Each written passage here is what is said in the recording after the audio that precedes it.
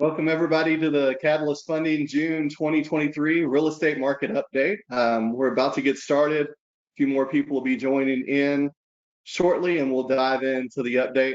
Did want to let everybody know that our special guest, John Shirley, had something come up that he was unable to join us. Today we will introduce our Dallas and Houston sales managers that'll be with our founder and CEO, Wade Comeaux, on today's real estate market update.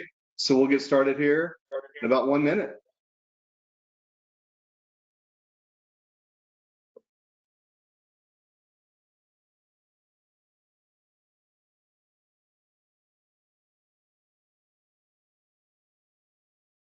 All right, looks like we're at 12:01, so we'll go ahead and get started. Thank you very much, Derek. So if we can go to the next slide.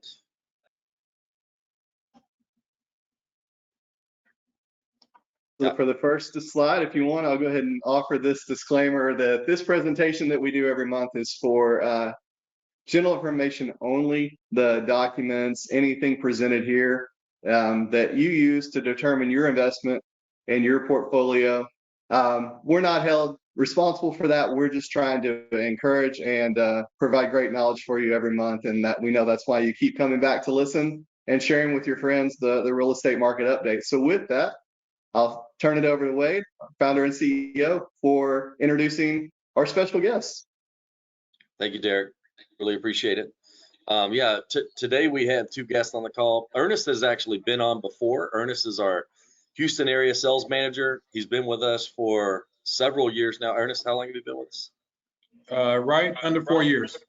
Under 4 years. So very excited about what Ernest is going to bring to the table. And if you are a local real estate investor in Houston, or a wholesaler, or someone who would like to have a deep relationship with a lender that can provide a lot of value to you as an individual, or to maybe some people that you work with, please reach out to Ernest here in Houston. And then Scott Davis is our Dallas area sales manager. He has not been with us for 4 years, but he's been with us for about 6 months now. But he brings a very experienced team with him of very successful people that have worked for multiple other lenders in the past. And we're very excited about what he's going to be able to do in his particular location there in Dallas. We have opened up an office in the Las Colinas area. So if you would like to get over there to visit with Scott and his team, I think it could be great to meet them face to face and learn more about them. So Scott, since it's your first time on the call, give us a little bit of background on you and your team, and tell us about why people should be excited about the new group there in Dallas. Sure, appreciate that, Wade. So obviously my name's Scott Davis. The experience in mortgage is the thing that I'll say is a big testament to my team. We've all had probably about 10 years of experience on average. We have a team of about 8 loan officers. We've worked with large organizations ranging from, Rocket, Caliber Home Loans, you name it. So we're very experienced on permanent strategies, even though we may be a little bit newer to the hard money side. So we kind of leverage the experience and knowledge that individuals like Ernest and Wade have on that side of the business, as well as our conventional knowledge, to provide a really good experience to customers, both on their short-term financing and long-term financing. So we're looking forward to helping you guys out. Absolutely. And that is Scott in the photo below. It's a little bit younger photo of Scott than he may look today.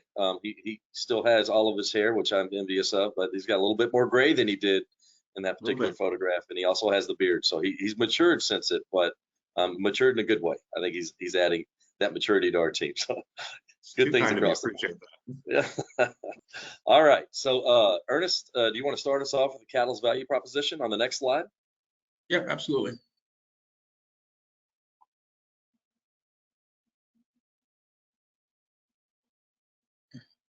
Did we change the slide already? Okay, there we go. All right, so for Catalyst, we always talk about our one-stop shop for hard money and permanent financing. We're really excited about that. There's not too many other companies who provide it. So we can give you anything you need from 1 to 4 unit, the short-term lending, and then if you're looking to do the buy and hold strategy, we can refinance you into permanent financing, whether it be conventional or non-QM. We'll talk about more in detail. Other thing is we're built by real estate investors. So like Scott mentioned earlier, a lot of the guys here have experience with either doing buy and holds or flips, some type of experience. So we can guide you and be that trusted advisor with the hands-on experience from our own projects as well. So that's a big thing for us. With that being said, we've been involved in thousands of transactions. So we've had the experience to look at those several times. We provide a single point of contact for all of our loans. So the one credit pool, providing docs to one person is a huge advantage as opposed to having to shop around, get your credit pool several times. You talk to one person and they hold your hand throughout the entire process. So if you're brand new, that's an extra step. We hold your hand and guide through the whole process. So that's a thing we always talk about. And then our best thing is our 5-star experience. If you go to Facebook, Google, or any other platform, we average 5 stars across the board. We're really excited about that. Those are real customers who are talking about their experience. We go over and beyond to provide that customer service experience. So if you have any questions, you can go look at our reviews and it'll speak for itself pretty much. I'll let you finish the rest of them out, Scott. Yeah, this is the part where I'll talk about a little bit of our product selection, and this is going to piggyback on what Ernest just mentioned about being a one-stop shop. That's something we take very seriously, not just in the way we do business, but in the products that we offer. So we offer hard money loans for our real estate investors, as well as conventional and non-conventional permanent financing or exit strategies for them. We also have 30-year fixed no income document loans, landlord loans. We also do primary residences. So right now, whether you want to purchase, refinance, or take cash out of a primary residence, that's something that we can help you with. And I will say on that vein, that's something a lot of investors are looking at right now, is taking some cash out of their primary residence right now with equity being so high, and using that money and leveraging that money to get into real estate to grow the size of their portfolio and increase the value of their net worth. Additionally, we have non-conventional products, whether that be non-QM or non-qualified mortgage loans with FICO scores as low as a 620.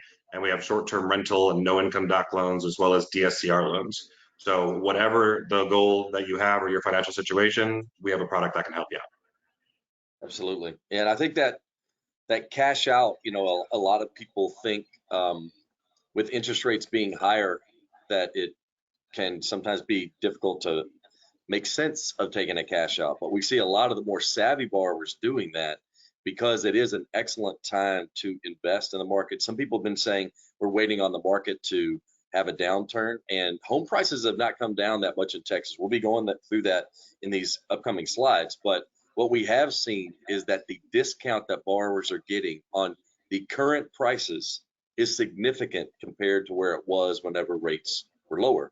Back then, the average person would maybe get a 10 to 12.5% discount. Right now, we see that discount being, around 25, 22.5, 27.5%, depending on the market, which is a very exciting difference in equity capture up front. And while the cash flow is not as great because rates are higher, that's not a permanent thing, right? The rates are not permanent, and people can refi and get that really strong cash flow at a future date while not missing out on the equity capture that would not be around if rates were as low as they were a year ago. Okay, so let's go to the next slide. And first, we're going to dive right into Houston. And I want to provide a little bit of an explanation and context of what we're trying to accomplish with these slides. So whenever you look at the year-over-year numbers, you might think that they are concerning in many ways. And I can understand why people might think that to a certain extent.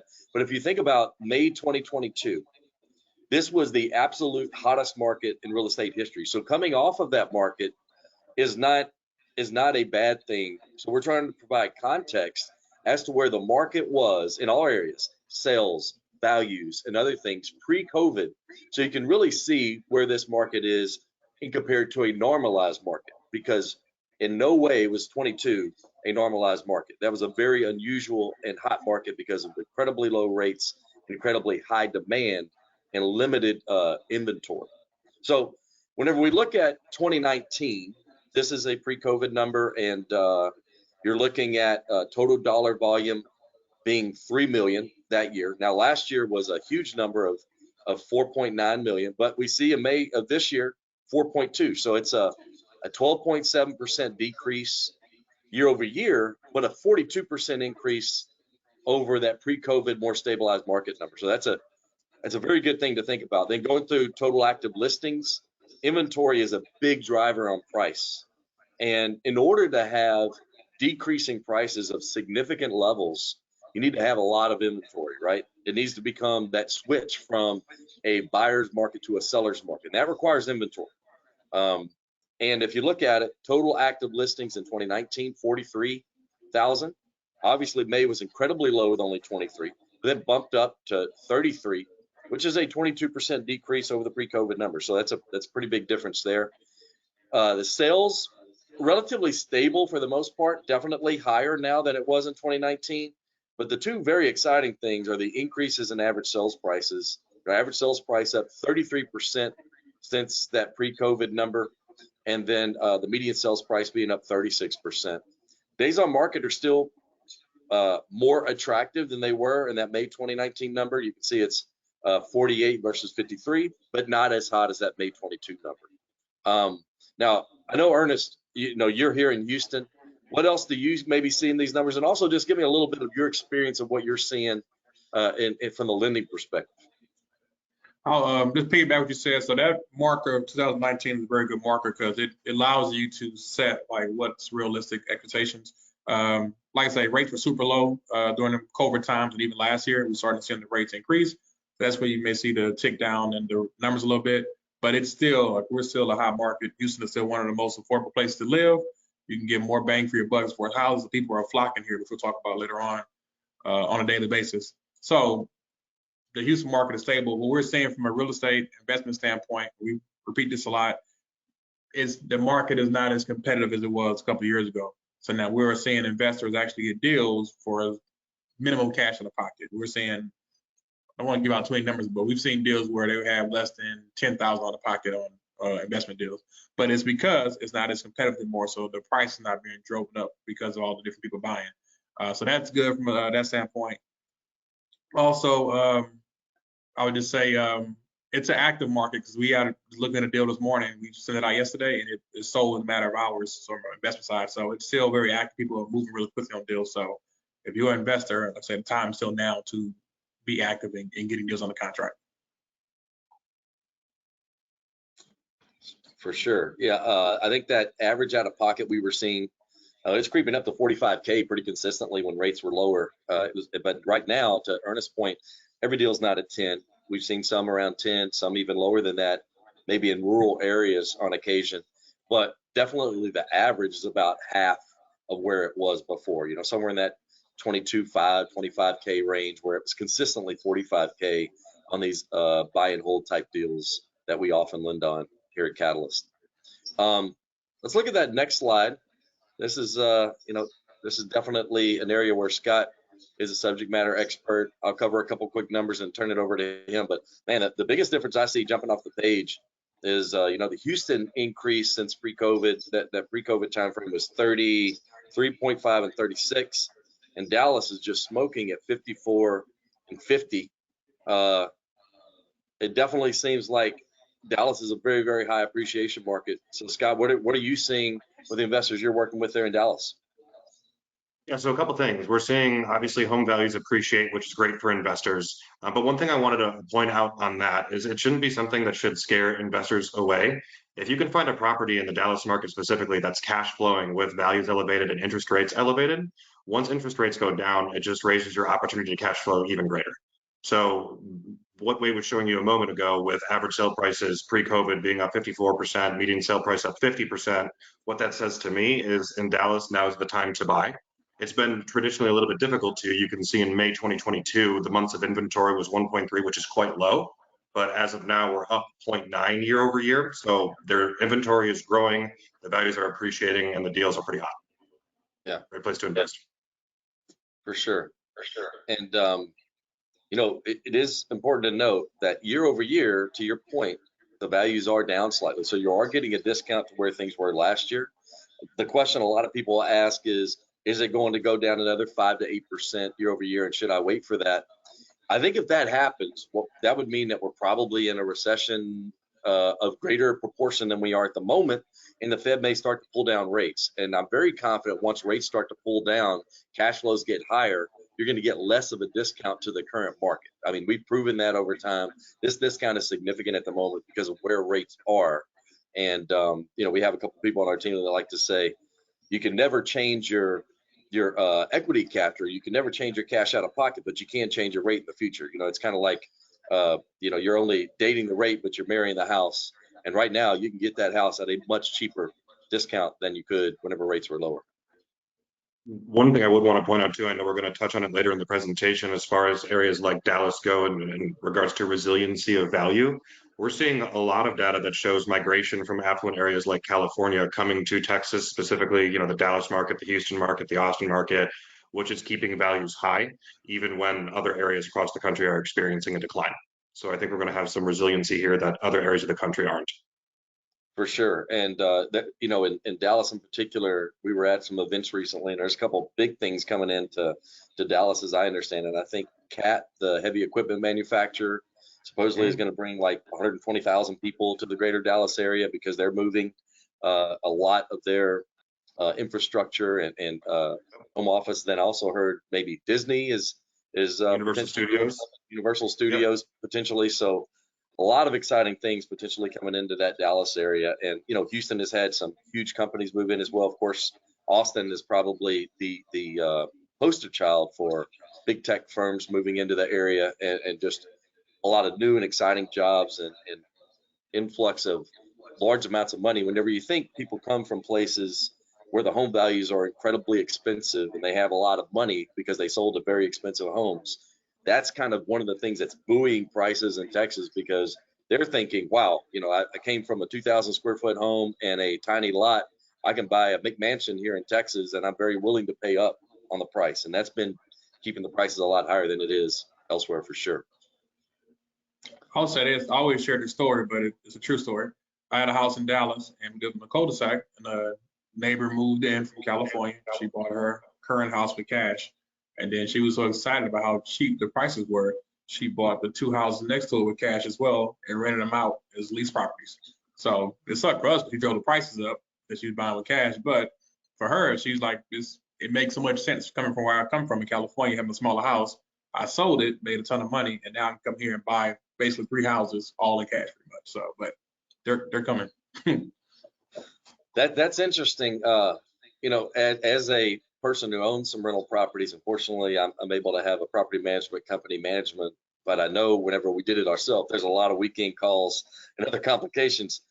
I can only imagine if the AC goes out or there's plumbing issues or the power, like just someone can walk across the street or walk next door and knock. That's something I might not want to have from an agri tenant, but yeah, it's an interesting.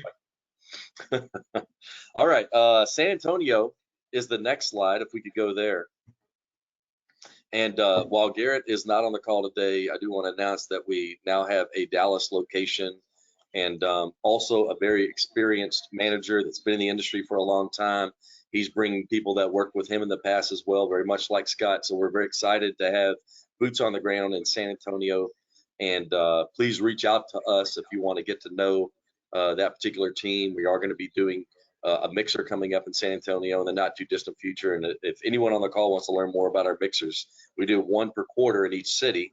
Our next one is going to be, we're actually skipping 1 month to get the San Antonio team a little bit more dialed in, but we're going to be doing our next one in July here in Houston. So I'm sorry, it's going to be August in Houston.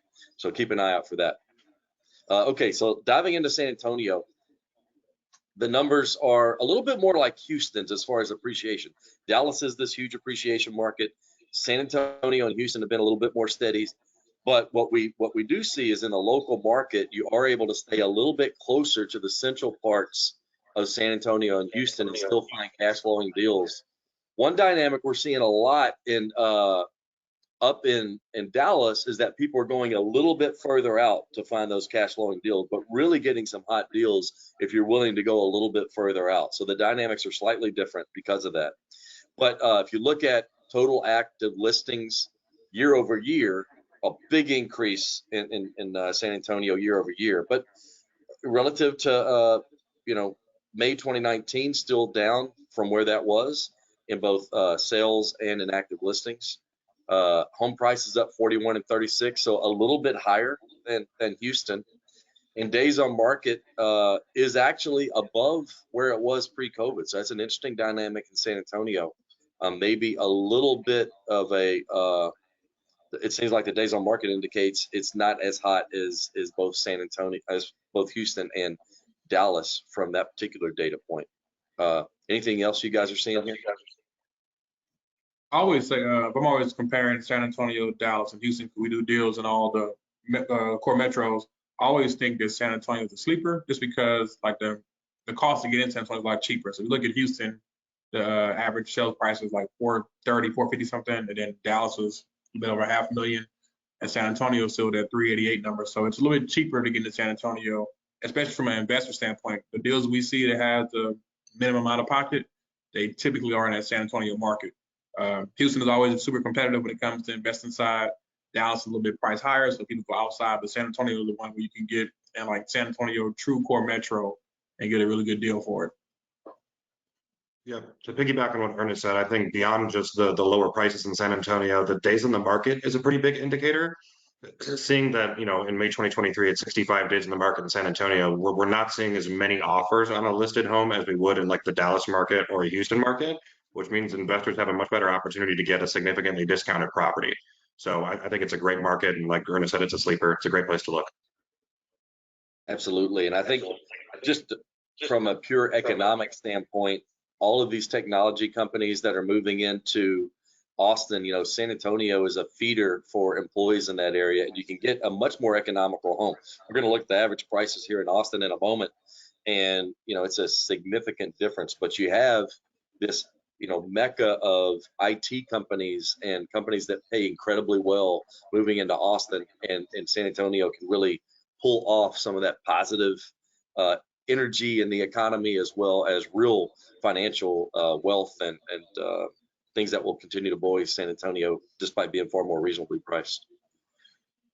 All right, so Austin is the next city. We mentioned it a little bit ago. If you look at this, arguably the hottest market in the country about a year and a half ago, and it has the biggest decrease year over year without question, a 15% decrease. So if you bought a home a year ago, that's more of a tough pill to swallow for sure. But if you look at it from pre-COVID, still up significantly and only trailing Dallas as far as that, that median sales price. But that median sales price is still significantly higher than what you're looking at there in San Antonio. So it has not come down that far.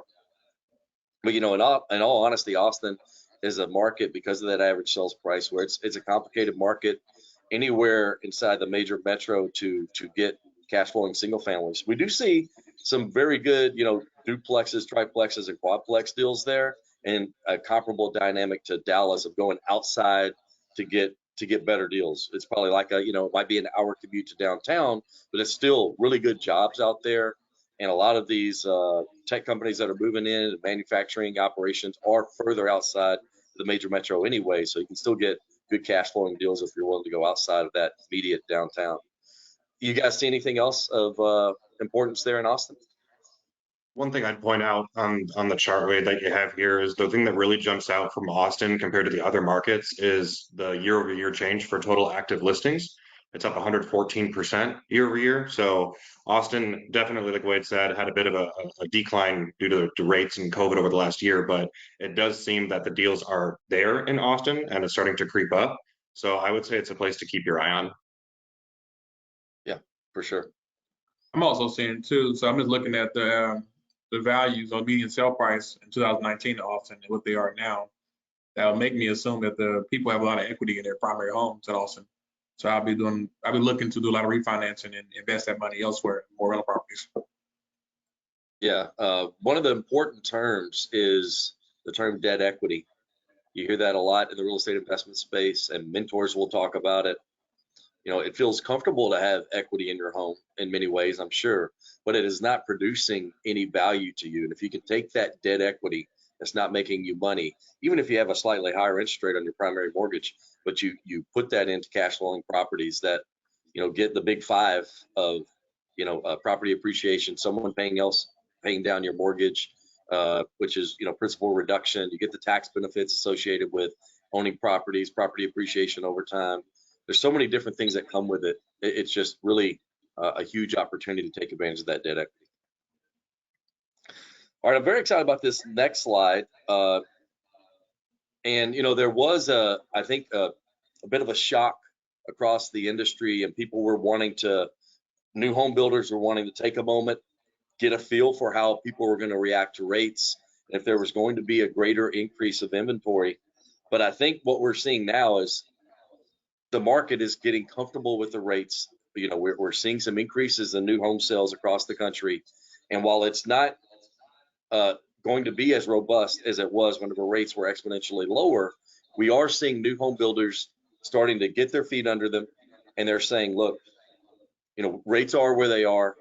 We're going to probably see a decrease over time that will boost this, but we're comfortable with where they are and that the market is normalized and they're wanting to be a lot more aggressive in building. And some very exciting thing happened in this last month. So new U.S. home construction surges more month over month than in 3 previous decades. So a big boost in investor confidence and new home builder confidence. And then also whenever you look at the housing starts going to a 13-month high, that's some pretty exciting data.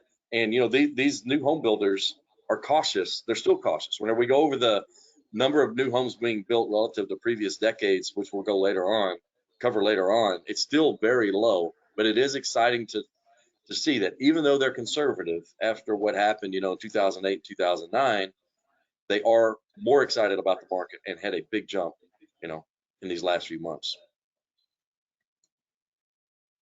Anything to add to that, gentlemen? I will say, I don't have any data to back this up, but I've been going to a bunch of network events here lately, and that's been the question for us: are you guys doing new builds? And it's just regular people who are going out partnering with these builders, and they're building homes, and nothing fancy, just cookie cutter homes, but they are wanting to be landlords and wanting to have new properties to do it with. But it's I won't say it's a trend, but I'm getting a lot more questions in regards to the new builds and how to finance it. So it's a thing right now. Yeah, that is definitely a thing. And, you know, we do have the ability to provide that. It is outside of our core internal hard money. We work with lending partners, but I think it's important that new investors understand that you really want to get experience in something that is more of a rehab before starting off with new construction. New construction is ambitious. I mean, there's so many things that you don't understand you have to do. The permitting process, the zoning process, you know, people don't understand that once you pour a slab, you need to come back in and do a slab survey before you start anything else. We're actually working with a builder recently who working on a project with them and taking, you know, like helping them possibly whenever they kicked it off themselves, trying to do it for cash, but they had run out of money. And they had you know, made some mistakes on actually pouring the slab within the building setbacks, and there's just a lot of things that go on with it. So I think it's great to start to build out your team, understand financing, get your contractors dialed in before you try and dive into the deep end of the pool with new construction. It's very good to start with rehabs. And also the great thing about rehabs is you don't have to project what the market's going to be in 12 to 18 months, right? You only need to project where the market's going to be in 3 to 4 months. That is a much safer thing for a newer investor, because if the market did have some other things happen, maybe something bigger than we've anticipated happens that causes prices to decrease. If you're doing new construction, that is a much bigger challenge because of the time frame before you'll be ready to sell that property. All right, so this next slide is new construction permits nationally, and it's very interesting what we're seeing here in the trends. So single family is still down from 2021, but over the past decade, it still looks to me pretty much at a high, along with 2020, our second high, right after that really boom in 2021. But the thing that I find most interesting is that you look at a lot of the people that are in the multifamily space. Multifamily permits are at an all-time high, despite higher interest rates, right?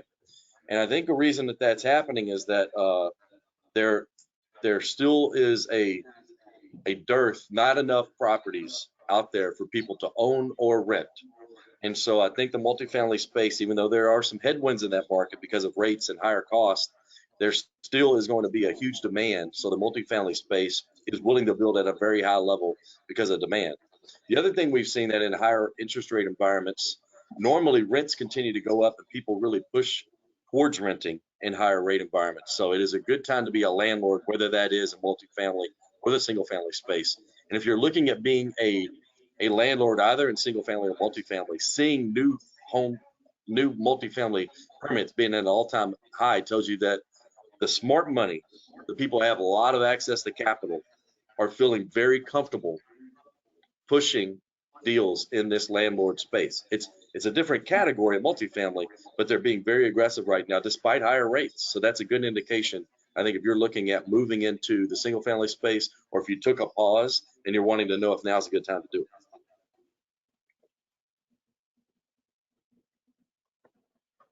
All right, this next slide is talking about also new construction.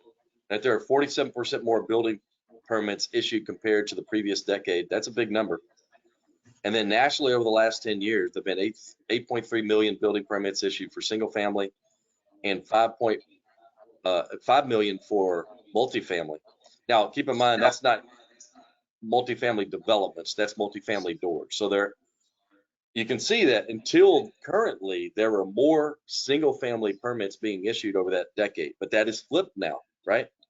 Just on the previous slide, we saw there are more multifamily at the moment than single family. So that's a very interesting, I'm sorry, I misstated that. There are not more, but the percentage is flipped.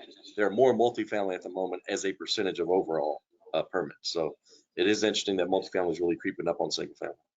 I know you guys have gone to a couple Lifestyles Unlimited events recently, which is a group we really like to partner with. What are you guys hearing about, the single family versus multifamily investment evaluations? Have you guys heard anything anecdotally from some of those people? Anecdotally, I can say what I've been hearing is that multifamily is a little bit harder to find a deal in right now. So there are quite a few investors who are looking to enter back into single family to diversify their portfolio, which is something that I would definitely recommend. Yeah, I think that's a great point. There's huge advantages to the multifamily space in many ways. Can be a more passive experience, and in low rate environments, boy, you can really see some value add and get some very strong numbers. But at the moment, what we're seeing is that people are willing to get their hands a little bit dirtier, get involved in a project. The equity capture that you can get right up front is just something that you don't see in that multifamily space in the immediate term, right? And then secondarily, the equity capture that people are getting at the moment compared to a year ago, as we mentioned earlier, is really big. We're seeing at the moment, as Ernest mentioned, maybe 15K out of pocket, but equity capture maybe 45K. So an immediate return on your investment, like what other category can you get that, right? You put in 15, you immediately increase your net worth by, 3X of that number. That's pretty exciting. Even though the cash flow is not as great, that's a very exciting thing. So this next slide is an interesting slide. So what our expert there, Derek, was trying to research is like, what are the best cities over the last decade for real estate investment? This means the top cities where the most money in all categories of real estate investment have been allocated. Pretty exciting to see 5 cities in Texas dominating this list, and 2 of them are basically often called DFW, right? But it's kind of amazing that the top 5 are all in the same state. Yeah, I've seen this chart. It kind of blew me away, like that. I saw all the major core metros in Texas are in the top 5 pretty much. So it's good from a real estate investment world to see that everyone's coming here, but we attract a lot of attention as well in Texas. So yeah, that's an amazing stat. I would have almost guaranteed there would have been another city that would have crept into that list, but interesting data, and it's straight from the U.S. Census Bureau. So interesting. I'm guessing. Oh, go ahead. Go ahead, wait. Now, I was trying to see what number 6 was. So I guess it's Phoenix would be number 6. Trying to see what's the next closest one out of the top 5. Phoenix is a hot market right now for sure. I hear that. I hear that with regularity. Okay, so this next slide is the single family permits over that last decade, right? Houston's number 1. Fort Worth, which is combined with Dallas. I don't know where Dallas is on this list, but Fort Worth, man, very impressive. Slightly below that, Austin, and then San Antonio. So this is the single family permit. So the previous slide to differentiate was all categories of real estate investment. This is single family focused. So you can see just enormous demand here and we still don't have enough properties, you know, because so many people are moving into Texas.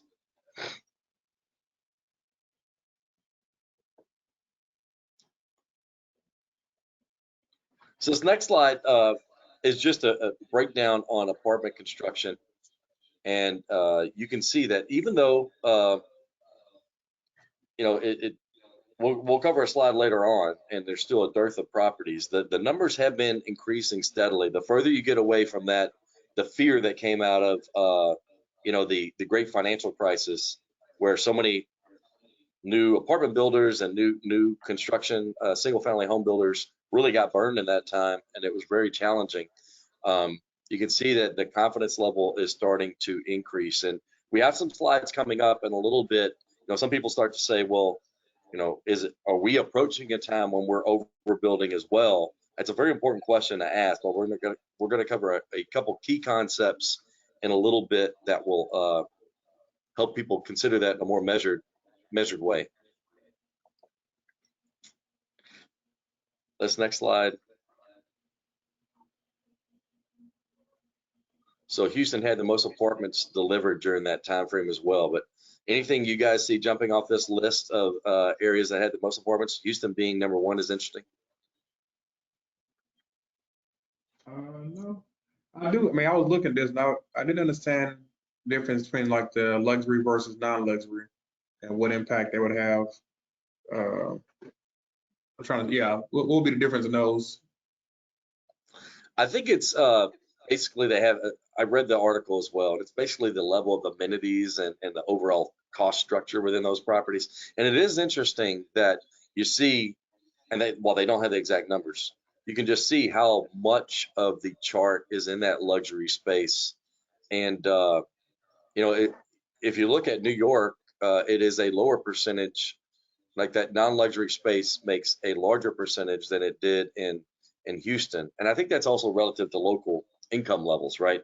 In order to be a luxury property in New York, relative to income levels, I'm sure it has to be significantly more expensive. But the areas where the average income may be a little bit higher, it seems like the percentages are a little bit more swayed towards non-luxury. But if you do look at it over time, you know, another category, both single family and multifamily, where Texas is at the top a lot. You know, Houston is number one, Austin 3, Dallas 4, San Antonio looks like 6. So, and then Fort Worth down, you know, in the top 20 still. And I'm assuming if you combine Dallas and Fort Worth, if you look 24 plus 55, they would have been number one, slightly over Houston if you combine them, which a lot of charts probably would.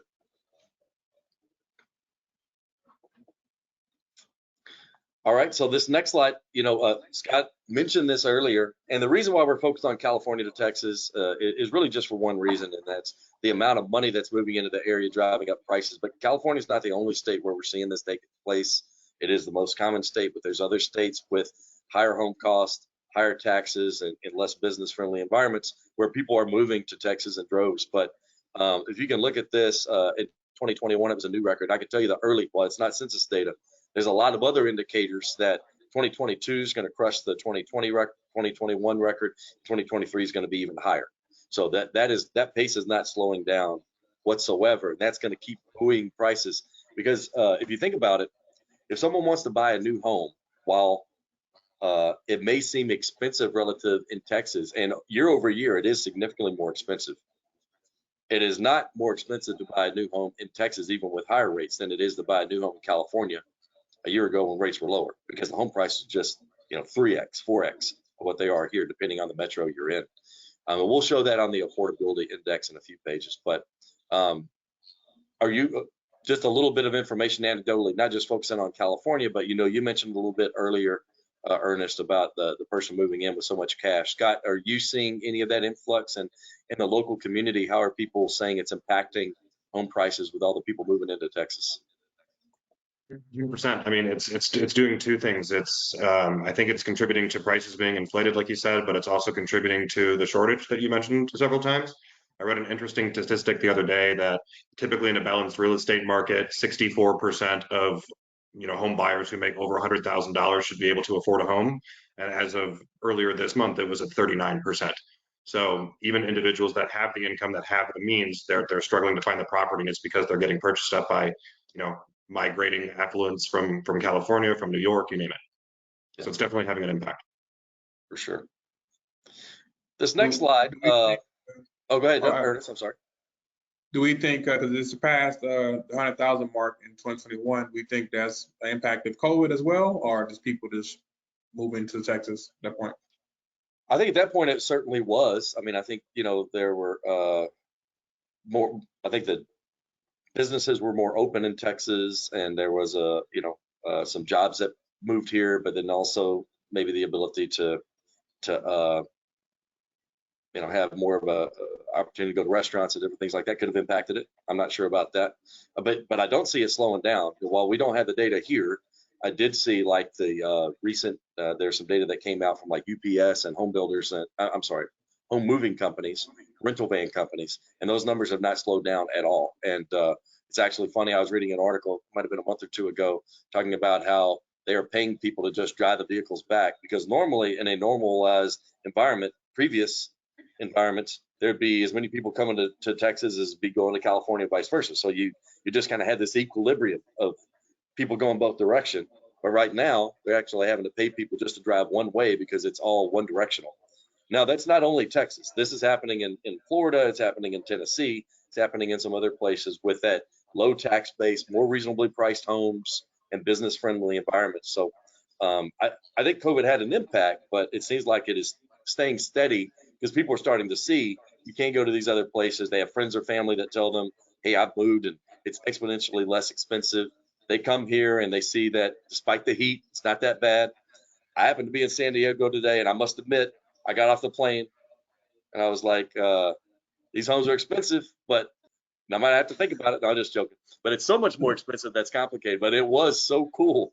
It's hard to leave that to a certain extent, but people are just the pros are outweighing the cons of the heat that we do have in Texas. I think there's so many other positives that people are outrunning it. Makes sense. But man, it felt good this morning when I went for a run. It's not that way in Texas right now, So this one here is just talking about something we talked about earlier. Which counties are attracting people? And if you look at it, it's really they're moving to the population centers where the job opportunities are, right? And so that's really propping up where most of our people are investing. It's really, you go through all the counties and it's definitely concentrated where a lot of our investors are investing. Houston, look, you got those 4 counties up there in the greater Dallas area kind of dominating 2, 6, 7, 4. Really in Houston, it's interesting. It's mostly concentrated there in Harris. It's a dominant one, but there's not as much diversity there. Then you have a lot in the greater Austin area, then San Antonio, and then El Paso as well.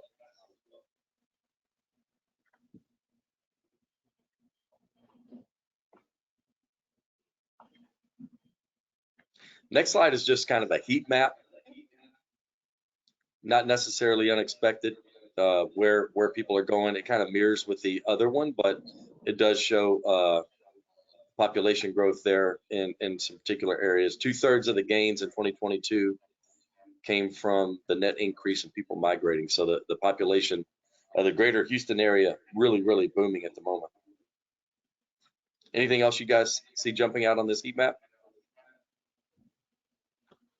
The one thing I'll say is that, oh, go ahead, Ernest. Sorry. It just echoes in the Dallas area what Wade mentioned earlier, where you're seeing a lot of people move in and find deals just outside of the core metro of Dallas and the areas just to the north, just to the south surrounding it. And like Wade said, there are some great deals popping up there, and people from out of state are starting to see it. Yep, same thing. I would say the Woodlands and Sugar Land area are just located outside of the little Houston pockets. But I've heard the Woodlands has like doubled in the last couple of years just because people are migrating there for sure. I think that Exxon headquarters moving there was just a huge boom to that greater Woodlands area for sure. Things really follow the jobs, right? So whenever you have major companies moving in, people are going to follow because those job opportunities are there. I was going to say earlier, it seems like a business-friendly environment in Texas has turned into a business-rich environment, which is just going to attract more and more people. For sure. Also read an article too. I know this is a little while ago, but in the Dallas area, I think it was Toyota who moved their headquarters from like San Francisco to Dallas, and they brought more than like 60% of the company with them, which is unheard of pretty much. Yeah. So and people are following jobs pretty much. Yep.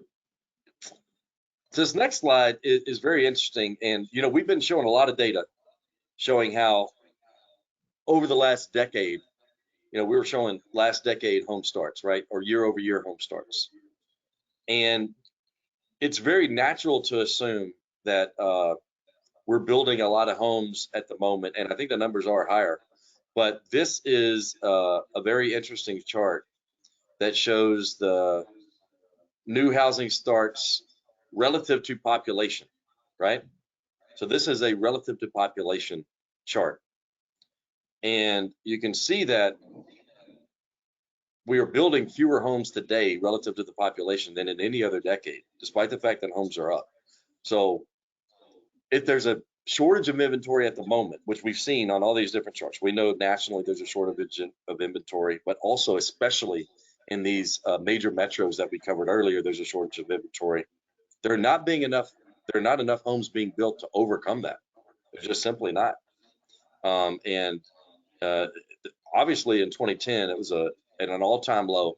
But even whenever there was what is perceived to be an overwhelming amount of homes built back there in 2006, it was not as much as were built in the 70s and a lot of other decades. So I always find this chart fascinating. We feel like we're building so many homes whenever you look at a 10-year snapshot. But if you look at a longer snapshot, and it's a pretty powerful number. Any other thoughts on this particular chart? No. Okay. This next one is interesting. It is you got two things here: housing starts, and then you got total population. So you can see back in the this is more recent time frame, but that chart, population has gone from 250,000 in like 1990-ish to 250 million to 335 million, right? Much greater population. But this is a shorter snapshot. But wow, so many fewer homes being built at the moment. And this is just total number of new home starts. So we're still building way less than we did, anytime from 2000 on, and with an extra 100 million people approximately, still building only slightly more than that was being built, in the early 1990s. Which is it's really hard to wrap your head around those statistics, but that's why we have so little inventory. The shock from the great financial crisis was so great. So many builders were knocked out of the market that we just don't have enough homes being built. So that's why it's a great area for real estate investors to be in the space, because with a shortage of inventory and an increase in demand, you're going to be in really good shape. One thing I would just point out on that chart as well is, I know we're going to talk in a few moments about the difference between 2008 and today. You can see just the COVID was obviously a pretty big shock to the system as well, with the disruption of supply chains. And you can see how resilient the market truly was during that period. There was a little spike down, but it recovered very, very quickly. That's a testament to how strong the market's doing. For sure. This next chart, and we're getting a little tight on time, so we'll progress a little bit more quickly, but this rental vacancy rate chart is very interesting. And if you look at the times whenever the vacancies are lower, they're in times of higher interest rates, right? Higher interest rates drive people to rent. And that's what we're really seeing here. Where the vacancy rates were the lowest previously, that was right in that 1970s and early 80s period, whenever rates were extremely high, right? 12, 14, 16, 18%. Very, very low vacancy rates, pushing people to be tenants. And that's what we're seeing at the moment right now too. You can see that vacancy rate just dropping significantly because rates are going up. So I think it's a good time for that particular reason. Now, I will say rates were pretty low back in 2015, 2016, but vacancies were still low. And that's, I think, because of just the supply and demand factor as well, right? So that you have that factor really baking in. I think for landlords, the fact that rates are higher should not be a great fear. I think it should be a comfort that there's going to be high demand. What do you I would say guys for see on renters, this? not only, I was going to say for renters, you should have assurance of not only knowing that demand would be higher, but given where the shortage in housing is, the income of potential renters is probably going to increase as well. Without question. So this, I'll let you guys talk a little bit about these interest rate predictions. I'll take the first one. So it's providing three different scenarios, what they believe is going to happen to rates. In scenario one, they're saying inflation continues to remain high, forcing the Fed to raise interest rates like they've been doing for the last 10 months or so. And that means rates could go up to as high as 8.5. And then again, so that makes, like we talked about earlier, it makes it a market where people are unwilling to buy, but it makes it an easier market for the investors because there's not as much competition, so you're paying less out of pocket to get deals. And then scenario two is the consumer price index responds to the Fed's rate hikes, and there's a gradual deceleration of inflation, causing rates to go down or stabilize to 7% to 7.5% for the rest of the year, pretty much. Which what we're seeing right now. The rates right now are probably in the low sevens. And then I'll let you cover that last one, Scott, scenario number 3. Yep. Scenario 3 is probably the not fun one, where the Fed repeatedly raises interest rates to curb inflation. The economy falls into a recession if we are not already, which would eventually result in a decrease of interest rates to the 5% range.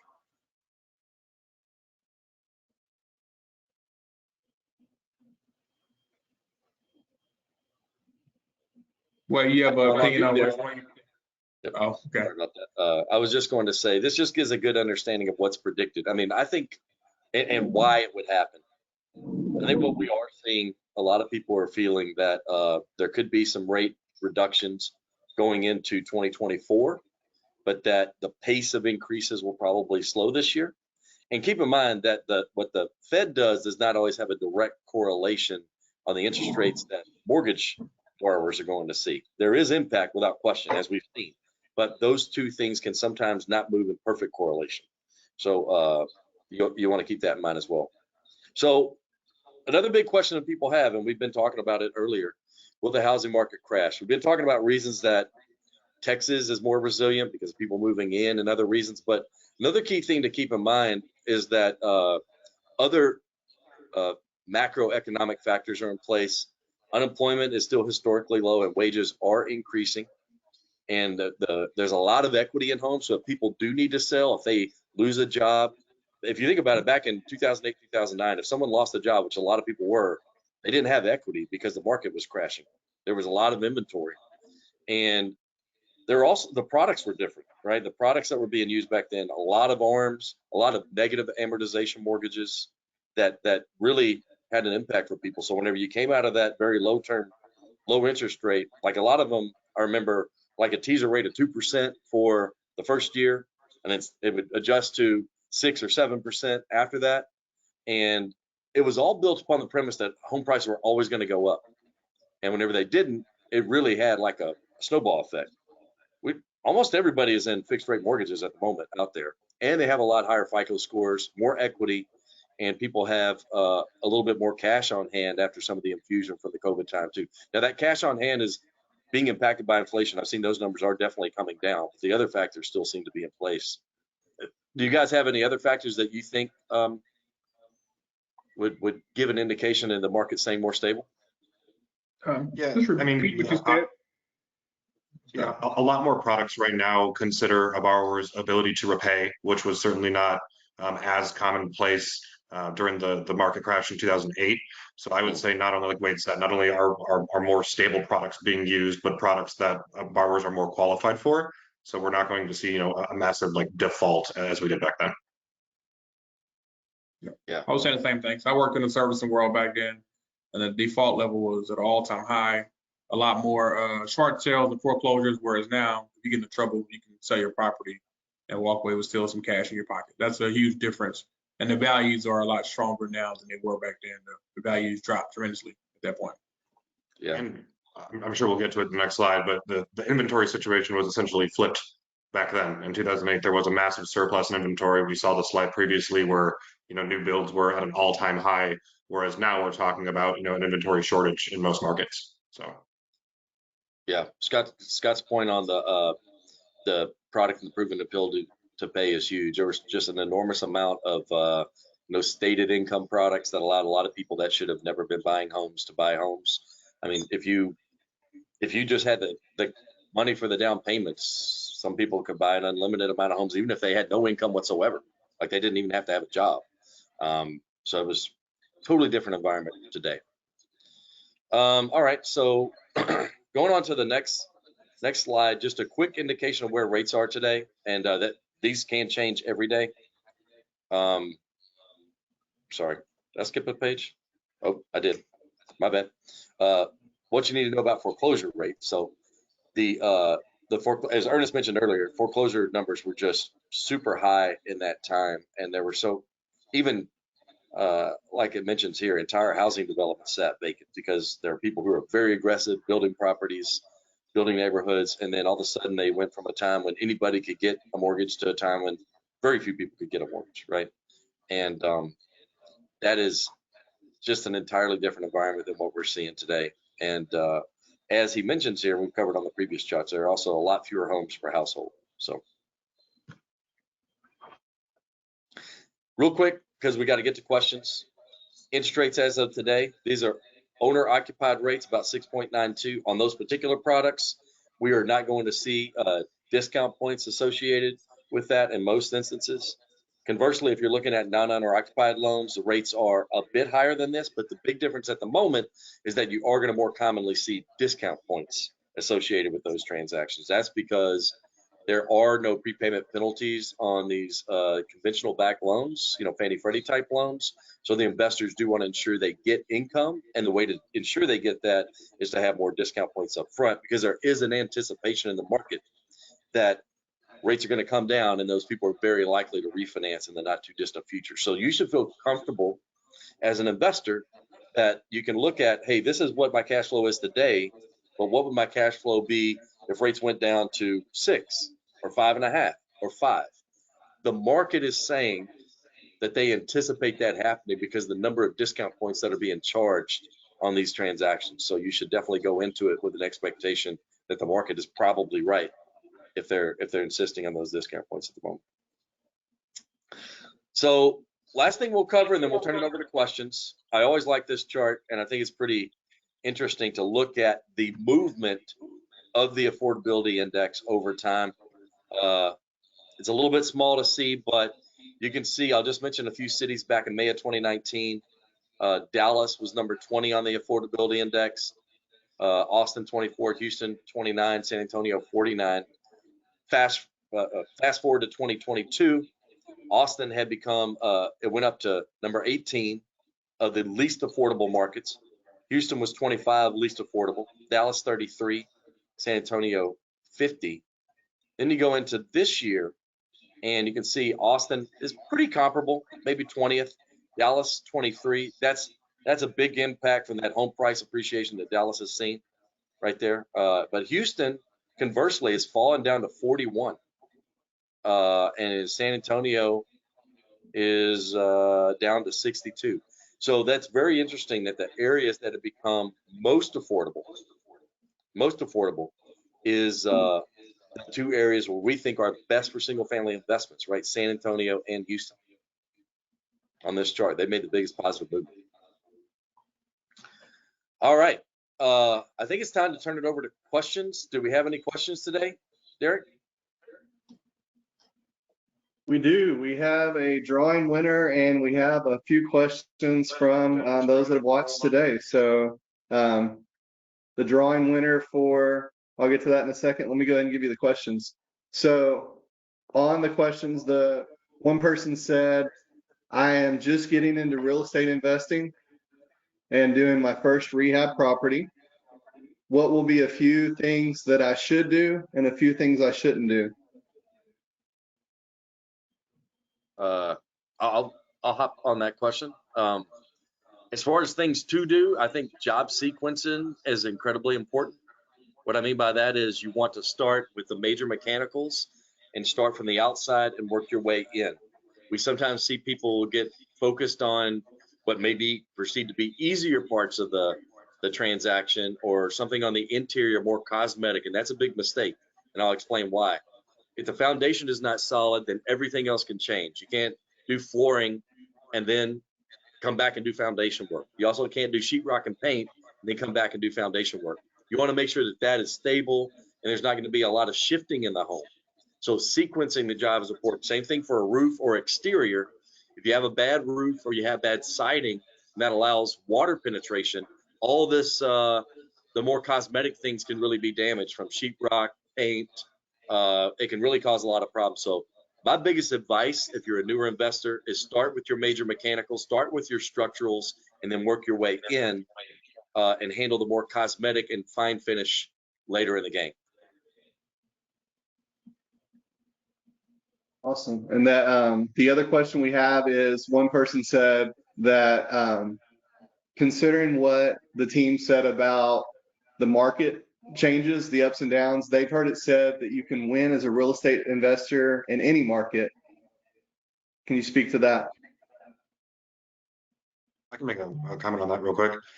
I think we mentioned several times in these updates and today about the discount that investors are getting right now, being able to, get loan to values of 70%, 71%, as opposed to, 90+%. The way I would tell a new investor to look at that is the risk is lower now than it would be in a market where the margin is thinner. So if you're going to enter the market, you're going to learn real estate, you might as well do it at a time when not only could your profit be higher, but your risk is lower. And that would be my recommendation. The other thing I would say is one of my favorite quotes from Warren Buffett is, "The time to buy is when there's blood on the streets," right? And that is not that there's blood on the streets at the moment, but there is fear on the streets. Ernest mentioned it earlier. There's fewer competitors. The people that are doing deals right now are often a little bit more savvy, in my opinion. Maybe they have a little bit more experience, or they have a great mentorship organization. Like some of the partners we talked about in the past, like Lifestyles Unlimited, Total Wealth, that are great at mentoring people. They have that, something that gives them that added bit of confidence to feel comfortable in a time when other people may be afraid. Because of that, they're getting outstanding deals. So I do think you could thrive in markets where other people are afraid as well. It's great. And every time that we do a real estate market update, we do our webinar, we have one person that wins the drawing. They have to be active on and listening on the webinar. And Dalton D is our winner of today's drawing. So Dalton, thanks for watching. You get half off your next hard money lending processing fee. So thank you. With that said, I just want to thank everyone for attending today's real estate market update. And any closing thoughts? No, I think now's the time. There's some great opportunities out there, and we'd love to help you in any way possible. If you just want to have a conversation, you can reach out to us. You can call our number provided here, or I think the best way to do it, honestly, is to fill out a contact us form on our website, so that we can have one of our loan officers reach out and chat with you. And then the last thing I'll mention is you should not be looking at properties unless you're pre-approved, because if you get a great deal, that off-market buyer or even an on-market buyer is going to expect you to have a pre-approval letter, and it'll be too late to try and get one, especially on an off-market deal. That wholesaler is going to want you to give them the money and to give your pre-approval letter right away. So let us help you be ahead of the game, so that when you do find that gem of a property, you're ready to move right away. All right. Absolutely. Thanks, everybody. You have a great one. Happy investing.